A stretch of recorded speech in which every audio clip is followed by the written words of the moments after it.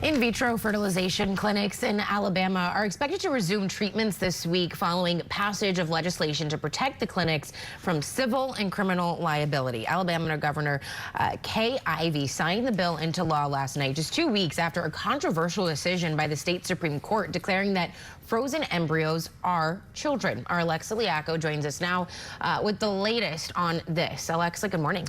Good morning, Alex. Well, the law passed with an overwhelming majority of bipartisan support, and it's a huge sigh of relief for doctors and especially families going through the IVF process. The doctors from at least one clinic said they would resume treatments as soon as this morning. The new law took effect immediately right after it was signed last night, and it shields providers from prosecution and civil lawsuits for the damage to or death of an embryo during IVF services.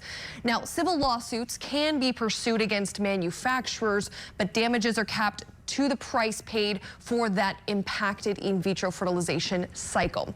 Republicans in the GOP-dominated Alabama legislature did opt to back this proposal as a solution to the huge public outcry and many IVF clinics voicing concerns for their patients. But something that's notably left out, this law does not define the legal status of embryos created in IVF labs, which is something that lawmakers say needs to be defined to permanently settle this issue.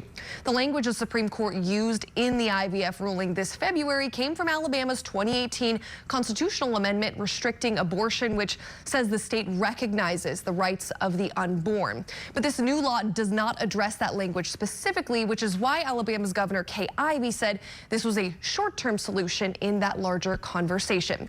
She posted on social media that IVF is no doubt a complex issue, going on to say in the coming days, weeks, and months, particularly as we are in the heat of a national election, we will hear a lot of political rhetoric around IVF. Let me say clearly, Alabama supports growing families through IVF, from protecting the unborn to supporting IVF. Alabama is proud we are a pro-life, pro-family state, end quote.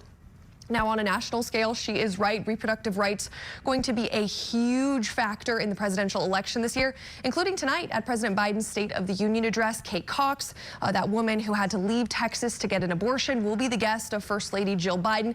And so will a woman from Alabama whose IVF transfer was canceled because of this state Supreme Court ruling. So politics definitely coming to a national stage, even though this was just passed on the Alabama state level. Alex. All right, Alexa, thank you.